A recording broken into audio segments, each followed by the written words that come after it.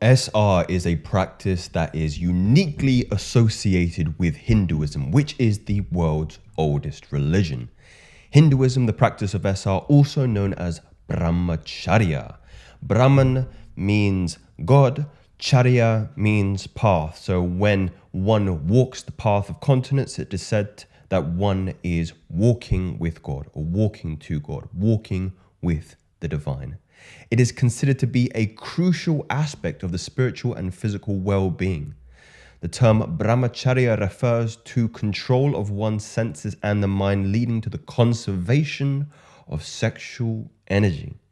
According to Hindu tradition, sexual energy is the most potent energy in the human body, and this is not too difficult to accept because we have the power to create another human being. It is believed that the energy created through sexual activity can be harnessed for spiritual and physical development. I've always said that we have the capacity to generate another human being, and we also have the capacity to regenerate ourselves should we choose to not indulge the former function of that power. However, this energy can also be wasted if not correctly used, leading to physical and spiritual deterioration. And you can make an argument, given the state of modern Western culture, the prevalence of OnlyFans models and pornography and promiscuity, we are deep in spiritual deterioration. In fact, when is the last time you had a rational conversation or a spiritual conversation with your friends about God, about masculinity, about traditional love, compassion? Family values, it seems, have taken the back seat. There are several ways to practice SR in Hinduism. One of the common practices is yoga, which involves the control of the mind and the senses through various breathing techniques and postures or asanas. Meditation is also an essential aspect of this practice as it helps to calm the mind and increase focus. A more scientific or rational way to accept this is it trains the prefrontal cortex, which is the rational and logical part of your mind, and it lessens the impact of the limbic system, which is the emotional centers of your mind, which is typically the active part of the brain involved when you are being impulsive, when you are being reactive, when you are doing things that in hindsight, you don't really want to do. When you're pulling a 2 or a 3 from the clubs and taking her home, and then you are hit very hard by that post-nut clarity, you are in limbic system response. This is not something that you logically or rationally choose to do. It's something that you impulsively choose to do. While the practice of SR is rooted in essence in spiritual and cultural beliefs, there have been some studies that suggest potential physical and mental benefits. Here are some examples of scientific sources related to the benefits of SR. Increased physical strength. A study published in the Journal of Sport Medicine and Physical Fitness in 2016 found that practicing sexual abstinence for 10 days improved grip strength and upper body strength in male athletes. I know your mind is going there, gentlemen, but let's try to keep it clean and pure, as the brahmacharis would say. Improved memory. A study published in the Journal of Brain Research in 2016 found that abstinence in male rats improved spatial memory and learning ability. The study also suggests that SR may have a positive impact on cognitive function also. Enhanced mental clarity. A study published in the Journal of Advances in Mind-Body Medicine in 2015 found that meditation, which is practiced in conjunction with SR, improved cognitive function, attention, memory, executive function.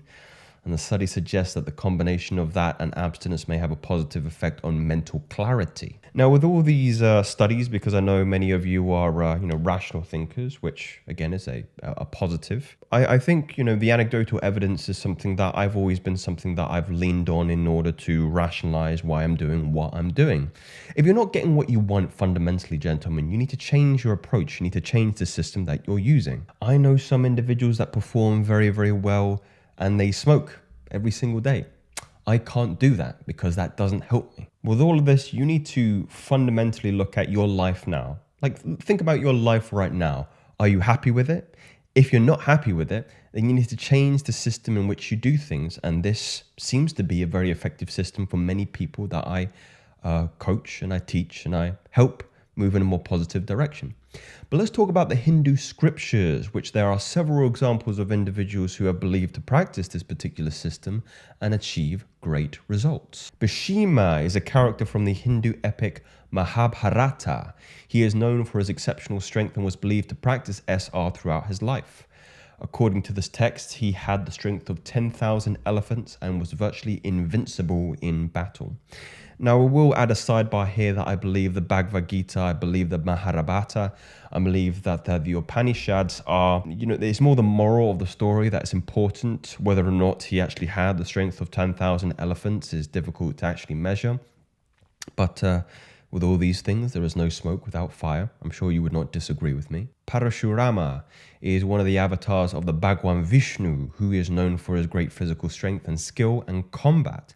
And he is regarded as another brahmachari, walking the path of God, and regarded one of the greatly skilled warriors of all time. Vishwamitra is a reverend sage in Hinduism who is believed to have achieved great spiritual and physical power through his practice of austerities. So you may have heard of this term in Hindu culture as ascetics, meaning they are renunciates. They renounce food, they renounce earthly treasures, they renounce pleasure, and part of pleasure being the self-indulgence and self-gratification of sexual energy. Hanuman is known for his incredible strength and believed to have acquired it through his intensive devotion of self-discipline, which is also associated with the ascetic pursuit. And many of these other individuals here are known to have acquired their great immortality, strength, spiritual development through renunciation.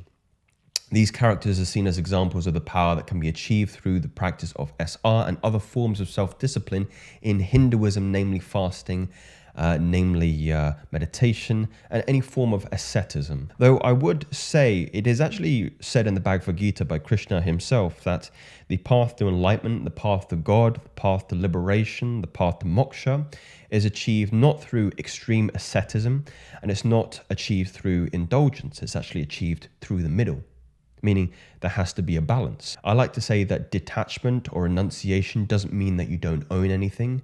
It just means that you're not attached to the thing. Meaning I can be detached from, the possessions in my home, but if I'm emotionally compromised, if somebody takes them away, I shouldn't be attached to that. I shouldn't become reactive to it. In conclusion, SR is an essential practice in Hinduism and helps individuals to conserve and channel their sexual energy towards higher spiritual purposes.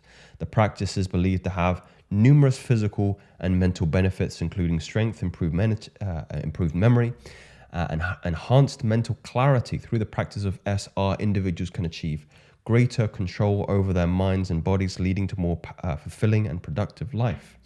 And to be honest, what is the argument against this? The argument is for the indulgence of pornography.